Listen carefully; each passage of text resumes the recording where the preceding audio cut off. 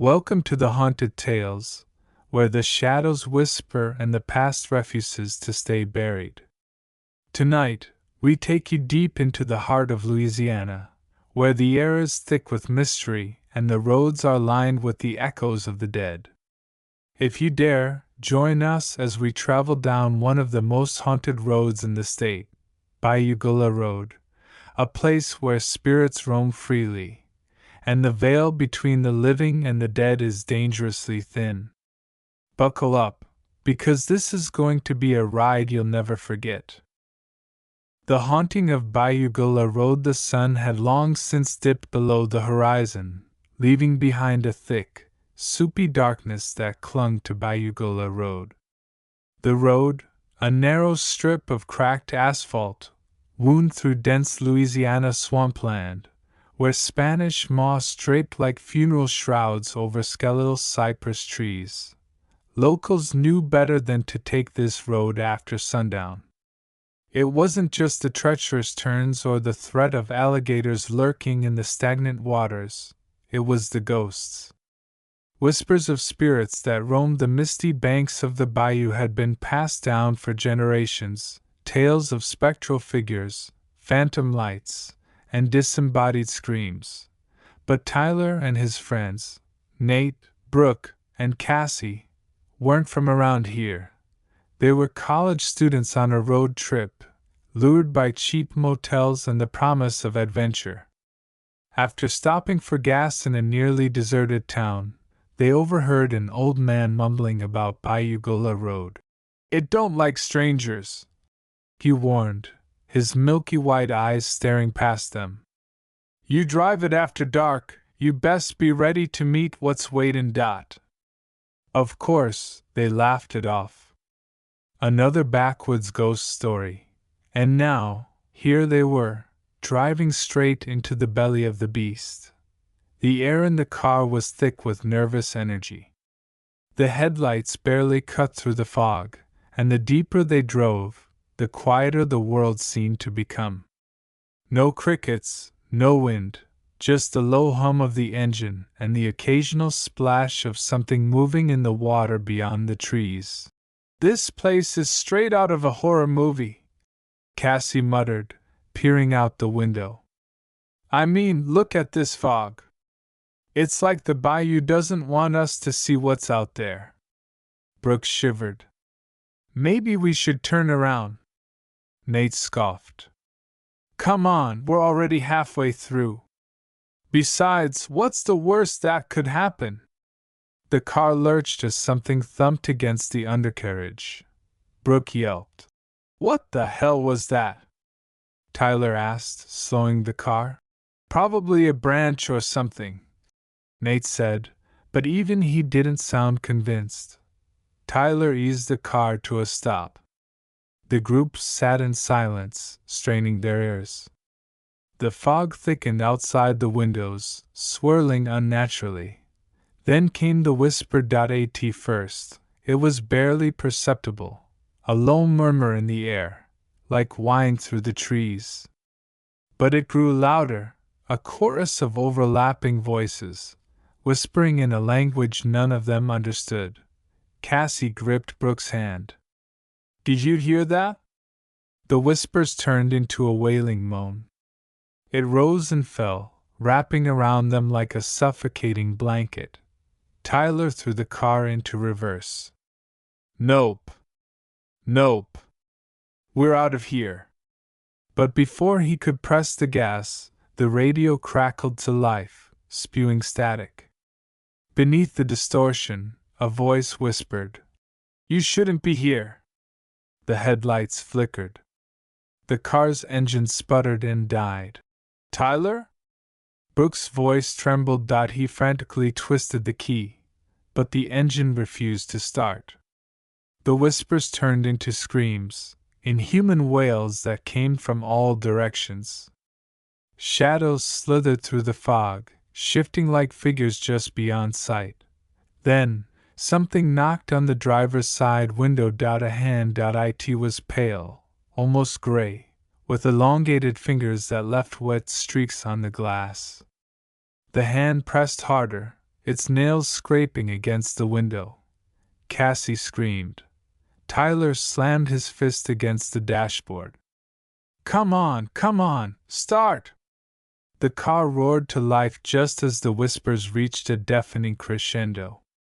Tyler floored the gas, tires screeching against the damp road. The figure outside the window melted into the fog, but something else followed. In the rearview mirror, Tyler saw them, figures emerging from the mist, their eyes hollow, mouths stretched into silent screams. They moved unnaturally, their bodies flickering between solid and spectral. The road twisted ahead, and Tyler gripped the wheel. Hold on! The car skidded around a sharp curve, nearly sliding off the road. For a moment, everything was chaos. The screams, the fog, the feeling of something unseen clawing at the vehicle, and then, silence. The fog lifted. The road was empty. The only sound was the ragged breathing of the four friends. They didn't stop driving until they reached the next town, where they pulled into a gas station and stumbled out of the car, shaken and pale. The attendant, an older woman with deep lines in her face, took one look at them and sighed. Bayugula Road? Tyler nodded. She shook her head. You're lucky. Some folks don't make it out. Brooke wiped her eyes. What is that place? The woman hesitated before answering. Used to be a town, long time ago. But something bad happened there. They say the dead never left. They just wait in the fog for people like you. Tyler looked at the car, at the streaks on the window where the hand had pressed against the glass.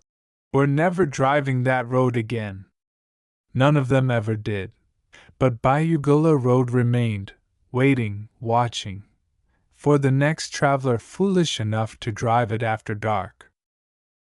The legend of the Weeping Bride. The town of Ravens Hollow had its share of ghost stories, but none were as chilling as the legend of the Weeping Bride. Everyone knew the tale, how a heartbroken woman in her wedding gown wandered the woods on stormy nights, her wails echoing through the trees. Some claimed she was searching for her lost love, others believed she sought vengeance on the man who left her at the altar. For decades, people dismissed the legend as nothing more than folklore, until the night James Holloway ventured into Blackwood Forest. James was a skeptic, the kind who rolled his eyes at ghost stories. He had grown up in Ravens Hollow and had heard the legend 100 times, yet he never believed a word of it. But when his friends dared him to spend a night in the woods alone, he couldn't back down. Fine, he said, stuffing a flashlight and a bottle of whiskey into his backpack. I'll see you losers in the morning. As he walked toward Blackwood Forest, the sky darkened with the promise of rain. The wind howled through the trees like a chorus of whispers, but James shook off the unease creeping up his spine. It was just a story, right? The deeper he ventured, the heavier the air became. The towering oaks loomed over him like watchful sentinels, and the ground, damp from a previous storm, sucked at his boots. He found a small clearing and settled against a fallen tree, taking a swig of whiskey. Hours passed. Midnight came. The wind had died down, leaving the woods eerily silent. James let out a yawn, but just as he closed his eyes, a sound pierced the stillness. It was faint at first, almost like the wind. But then it came again, louder, closer. James' heart pounded as he gripped his flashlight. Hello? He called. Is someone out there? No answer. Then he saw her. A woman stood between the trees, barely visible in the dim moonlight. Her wedding dress was tattered, the lace trailing along the damp earth. Her veil clung to her face, obscuring her features. And she was crying, deep, guttural sobs that made James' skin crawl. "Ma'am, are you okay?" he asked, his voice shaky. The woman didn't move. She simply stood there, her shoulders shaking with grief. James took a cautious step forward. "Look if you need help." The woman lifted her head. Her face was a grotesque mask of sorrow, her eyes hollow pits of darkness. Blood ran down her cheeks like crimson tears. She let out a wail so piercing that James felt it in his bones. He turned and ran. Branches whipped at his face, roots threatened to trip him, but he didn't dare look back. The sobbing grew louder, the wails turning into a scream that shattered the night. James reached the edge of the woods and collapsed onto the road, his chest heaving. He didn't stop running until he reached his house, slamming the door behind him. The next morning, he told his friends what had happened. They laughed. "Nice try," one of them said. "Good effort with the theatrics, though." But James wasn't lying. And he wasn't the last to see the weeping bride. In the years that followed, more people reported hearing cries in the forest, seeing a woman in white lurking between the trees. Some claimed she whispered their names. Others swore she reached for them with cold, skeletal fingers. One thing remained the same: those who saw her were never the same again. James left town soon after. But no matter how far he ran, he could still hear her cries, because the weeping bride never forgets, and she never forgives. The phantom carriage. The road twisted through the forest, dark and silent. The headlights of Daniel Grayson's car barely cut through the thick fog curling along the asphalt. He had been driving for hours, trying to get back to his grandmother's house before midnight. The old woman had warned him before he left. "Don't stay on Black Hollow Road too long after dark, Danny. That's when the phantom carriage rides." Daniel had laughed it off, thinking it was just another one of his grandmother's ghost stories, meant to keep him from speeding down the rural roads. But now, as he glanced at the old, barely visible milestones along the road, he felt an uneasy weight settle in his chest. He was far from town, miles away from any help if something were to go wrong. The wind howled through the trees, carrying whispers that sounded almost human.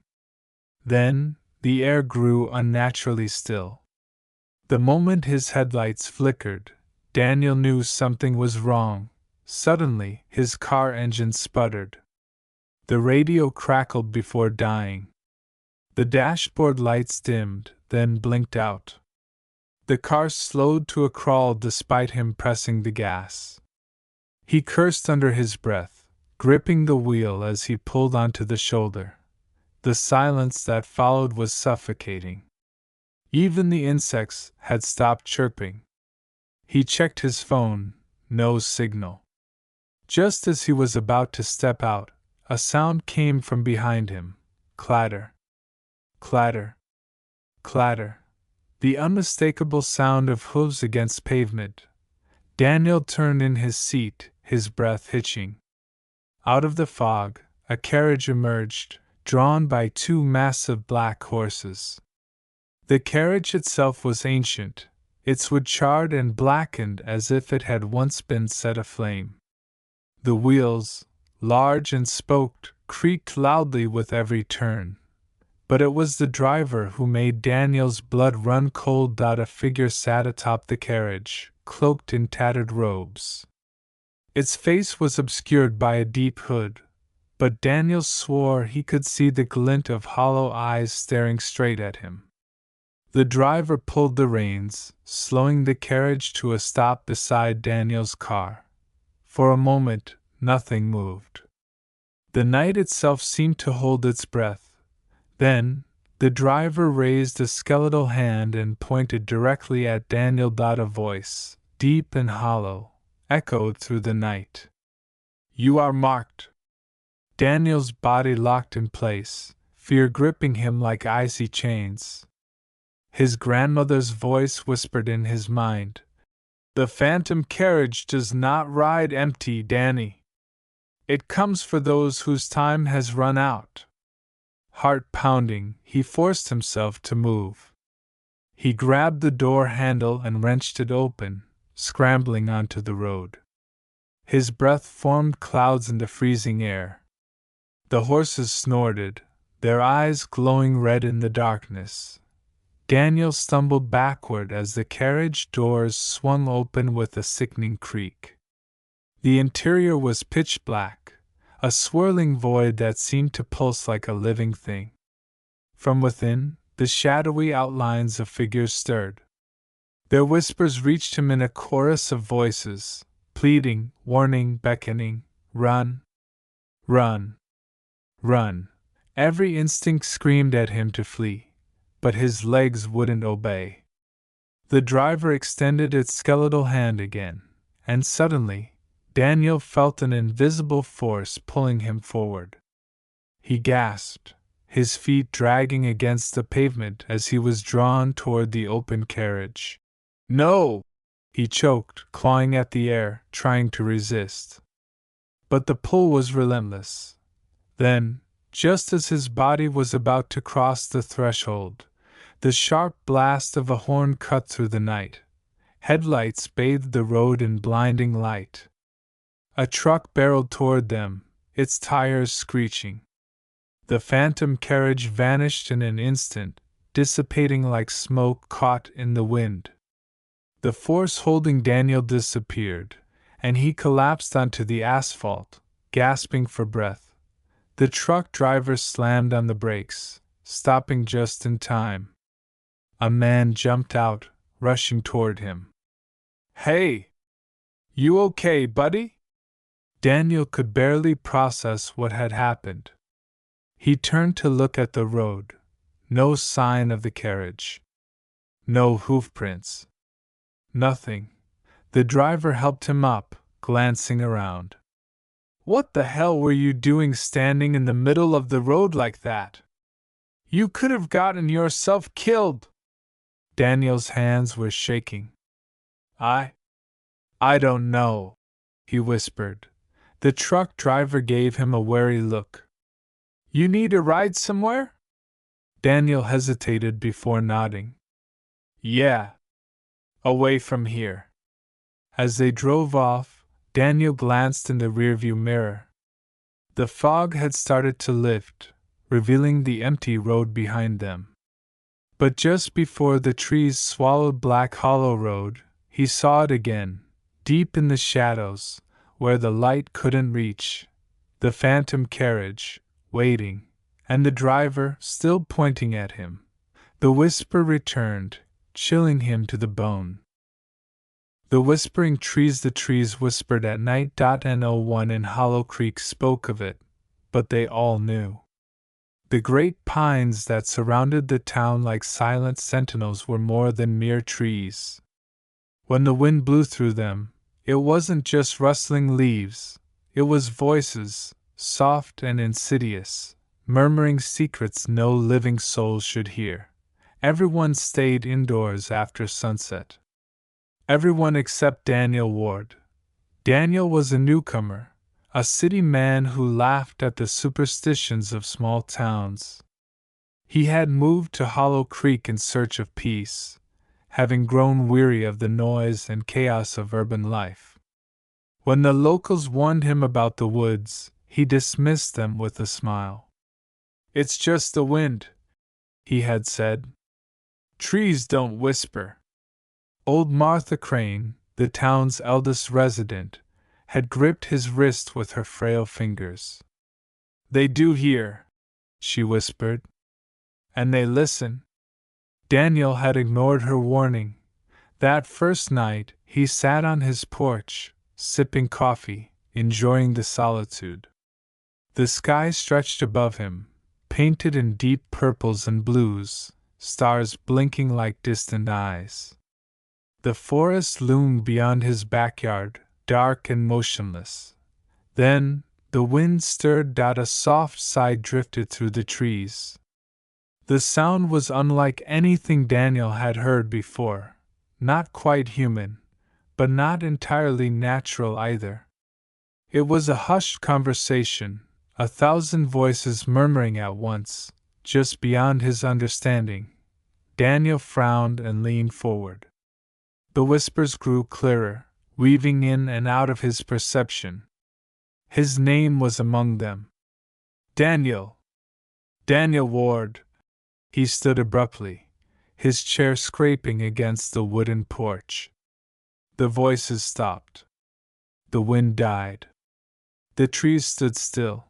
Daniel shook his head and laughed nervously. Just my imagination. But that night he barely slept. The next day, he asked the grocer about the trees. The man's face darkened. Best to leave them be, he muttered. Don't listen.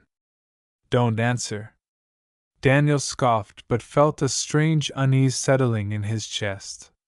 He avoided the forest that day, though he caught himself glancing toward it, wondering.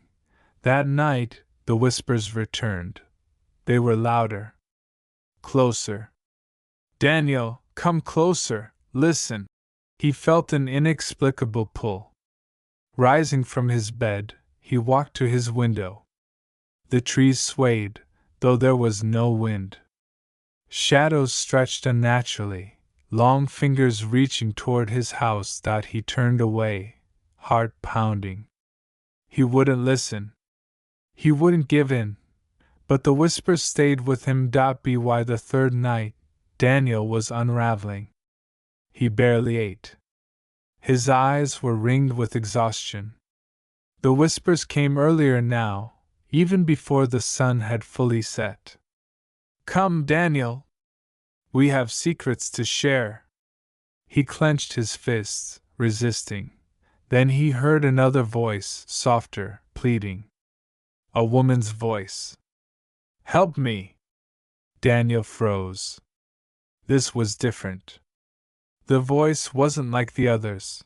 It wasn't coaxing or insidious. It was desperate. Afraid. Against all reason, he grabbed a flashlight and stepped outside. The moment his foot touched the grass, the whispers surged in excitement. The air thickened around him, humming with unseen energy. Come, Daniel, come! He walked forward. The trees seemed taller, their branches stretching unnaturally high, their trunks pulsing as if alive. Help me! The woman's voice pleaded again. Where are you? He called. The whispering stopped. Silence wrapped around him like a vice. Then, a single whisper, right at his ear. Behind you! Daniel spun, heart hammering. The flashlight flickered, its beams slicing through the darkness. The backyard was empty. But he felt it. Something was there. Watching, then he saw them. Faces in the bark, dozens, hundreds of them, contorted, screaming, eyes hollow with terror. Their mouths stretched in eternal agony, their bodies twisted into the very wood, and among them, a woman's face. Her lips formed the words, "Help me." Daniel stumbled back, a cold hand gripping his throat. The whispers roared now, a cacophony of voices pleading, mocking, screaming. The trees trembled, shifting toward him, roots slithering like snakes. He turned and ran. Daniel didn't sleep that night. The whispers didn't stop. Even with his hands over his ears, they slithered into his mind. He saw their faces when he closed his eyes. At dawn, he went to old Martha. You heard her, didn't you? She asked, eyes filled with sorrow. Daniel nodded, voice hoarse. Who is she? Martha exhaled. She was like you, new here. She didn't listen to the warnings. The trees took her. Took her? Daniel whispered. They feed on souls, Martha said. They lure you in with voices. If you listen too long, you belong to them. Daniel's stomach twisted. How do I stop them? You don't, she said. You leave. But Daniel couldn't leave. Not yet. Not while that woman's face was trapped in the bark, pleading for help. That night, armed with an axe, he returned. The moment he stepped outside, the whispers surged in fury. No, Daniel, stay, belong. He ignored them, marching to the tree where he had seen the woman's face. He raised the axe and swung out. A scream split the air. The ground trembled. The faces in the trees contorted, their mouths widening in agony. Stop! They shrieked. Daniel didn't. He hacked at the tree, bark splitting like flesh. Dark sap oozed, thick and putrid. Then, with a final strike, the tree groaned and collapsed out. A soul-shaking wail rose as the woman's face melted from the bark. The whispers reached a deafening crescendo, then vanished. Silence. Daniel gasped for breath, falling to his knees. The trees stood still. Their voices were gone. The woman's face was gone too. Had he freed her? He didn't know. But as he stared into the dark woods, he felt their eyes still watching, waiting, and he knew this was not over. Not yet. The vanishing hitchhiker. It was a cold, rainy night when Daniel Carter found himself driving down the lonely stretch of Route 43, a road notorious for its eerie silence and infrequent travelers. The rhythmic sound of his windshield wipers battled against the relentless drizzle, and the dim glow of his headlights barely cut through the dense fog that had begun to roll in. He had been on the road for hours, his eyelids heavy with exhaustion, but the thought of a warm bed at his final destination kept him pushing forward. Then he saw her. A figure stood by the side of the road, illuminated for just a moment in the wash of his headlights. A young woman, her pale face framed by long, dark hair, her white dress clinging to her frame as if damp from the rain. She lifted one delicate hand, her thumb extended, a universal signal. Daniel hesitated. He had always been told never to pick up hitchhikers, but something about her seemed off. Vulnerable. Alone. With a sigh, he eased his foot onto the brake, slowing his car to a stop just ahead of her. He reached across the seat and pushed the passenger door open. Need a ride? He called out. The woman stepped forward, her movement eerily smooth, and slid into the seat beside him. As she closed the door, the scent of rain and something faintly floral filled the car. Daniel glanced at her. She was young, maybe in her early 20s, with deep, sorrowful eyes that held a sadness he couldn't quite place. Thank you, she said softly, her voice barely above a whisper. Where are you headed? He asked, pulling back onto the road. Just a little further down, she murmured. There's a house on the left. Daniel nodded, sneaking another glance at her. Her dress looked old-fashioned, like something out of a different era. He noticed her hands resting in her lap, pale and delicate, as if she hadn't seen sunlight in a long time. As they drove in silence, he felt an odd chill in the air. Despite having the heat on, the temperature inside the car seemed to drop, and he resisted the urge to shiver. So, he cleared his throat. What were you doing out here so late? She turned her head slightly, her eyes unreadable. I was waiting for someone to bring me home. Something about the way she said it sent a prickle down his spine. He swallowed hard and forced a chuckle. Well, you're lucky I came along. Not a lot of cars out on a night like this. She only nodded. A few minutes later, they reached a bend in the road. Up ahead, barely visible through the mist, stood an old house. Its windows were dark, and the front porch sagged with age. Daniel slowed the car. Is this the place? He asked, turning toward her. She nodded. Yes. Thank you for the ride. She reached for the door handle, and just as she stepped out, she turned to him. Please, be careful on the way back. Daniel frowned. What do you mean? But she was already closing the door. He watched as she walked toward the house, her white dress trailing behind her. Just before she reached the steps, she vanished. Daniel blinked. There was no one there.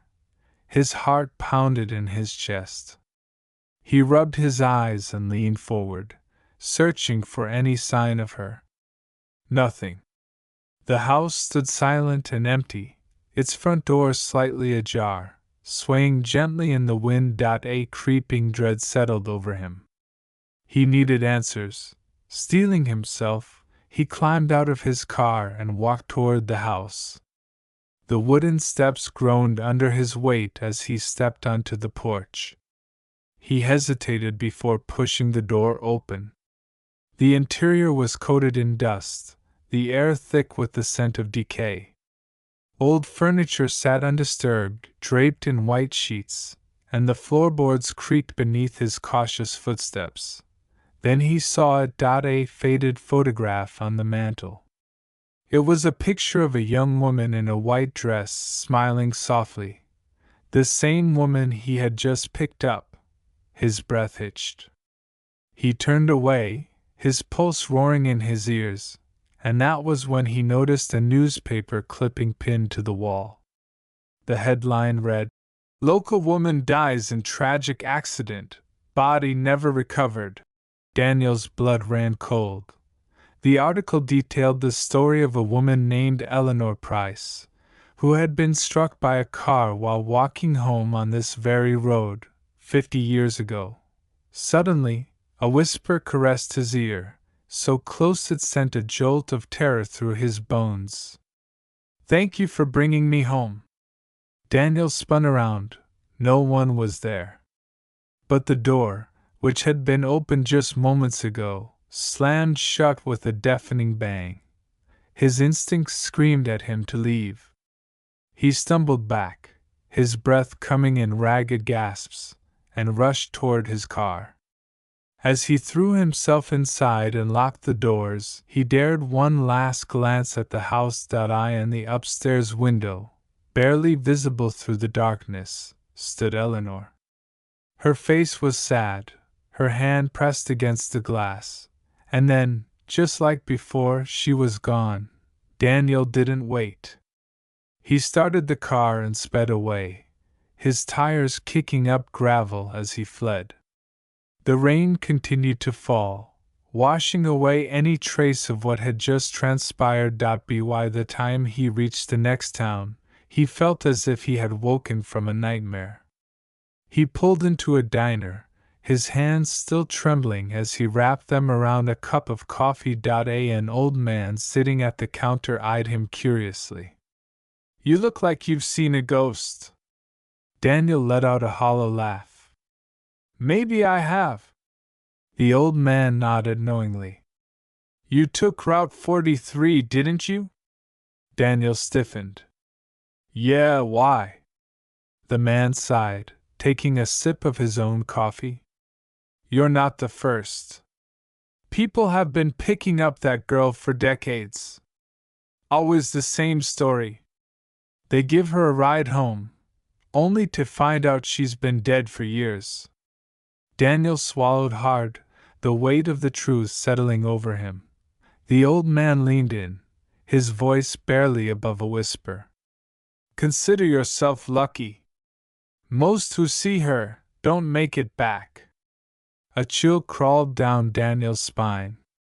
He left the diner soon after, but no matter how far he drove, the image of Eleanor's sad, ghostly face lingered in his mind, and he knew, deep down, that some lost souls never stop searching for a way home. The curse of Bayou Gula, the swamp, had always whispered. The people of Bayou Gula spoke of it in hushed tones, their voices laced with fear and superstition. They told stories of shadows moving just beyond the trees, of voices calling from the water when no one was there. But the worst of them all was the tale of Maman Bridget, the cursed woman who still haunted the bayou. No one dared venture deep into the swamp after dark. But tonight, Henry LaSalle had no choice. The storm had knocked down part of his cabin's roof, and his only chance of fixing it before another downpour was to gather wood from the old sawmill near the water. He didn't believe in ghosts, not really. The stories were just old legends meant to keep children from wandering too far into the bayou. Still, as he pulled his pirogue through the misty water, the air was thick with an unnatural silence. The usual chorus of frogs and cicadas had gone still. Even the wind seemed to be holding its breath. A low ripple disturbed the water near the shore. Henry tensed, his grip tightening on his pole. Probably a gator. He had seen plenty of them lurking in these waters, their eyes glowing like embers in the dark. He ignored the uneasy feeling clawing at his stomach and pressed on. The old sawmill loomed ahead, its skeletal frame barely standing against the weight of time. Once, it had been a place of industry, but after the accident, no one had dared return. The accident, that's what they called it, though everyone knew it was a curse. The foreman, Claude Boudreau, had been found dead with his eyes wide open, his face frozen in a silent scream. No wounds, no signs of struggle. Just fear, etched into his lifeless skin.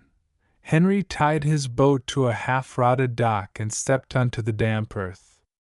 The ground squelched beneath his boots as he made his way toward the sawmill's remains. His lantern cast long, flickering shadows against the rusted machinery. He ignored the uneasy feeling creeping up his spine and set to work. But then he heard it. A whisper, soft, faint, almost like the wind through the reeds.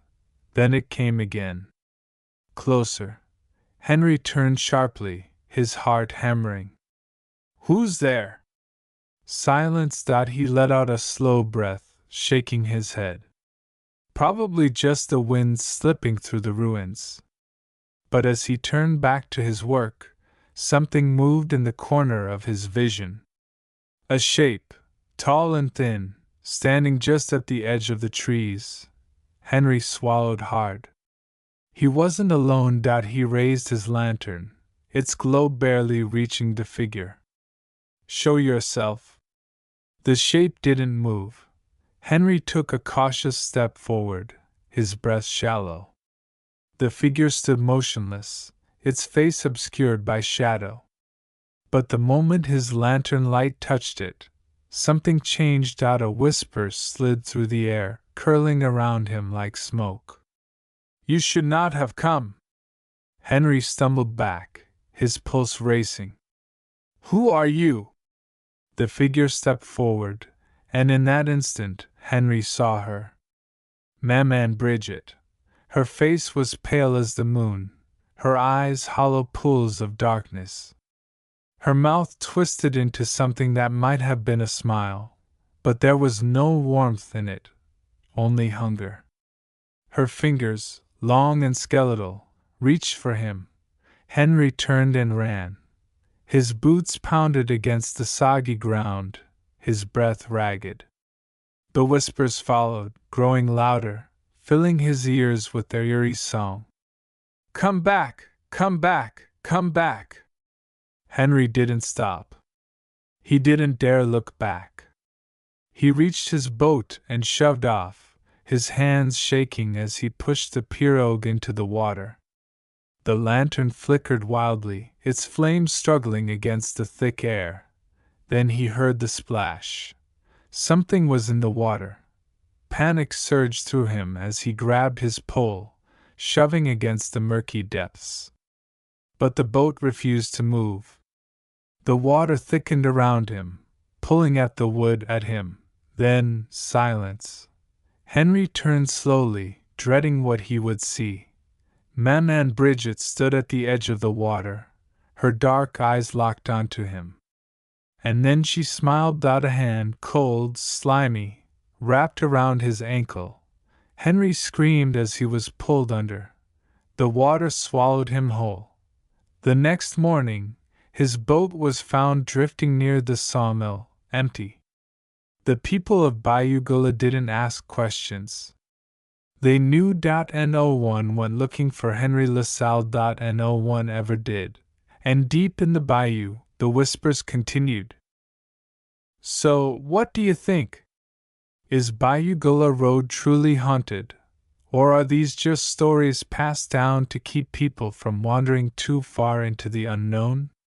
If you ever find yourself traveling this infamous stretch of Louisiana's backroads, keep your eyes open and your doors locked, because you never know what might be lurking just beyond the headlights. If you enjoyed this terrifying tale, be sure to like, subscribe, and hit that notification bell for more spine-chilling stories. And if you have your own ghostly encounters, let us know in the comments. Until next time, stay curious, stay brave, and most of all, stay out of the dark.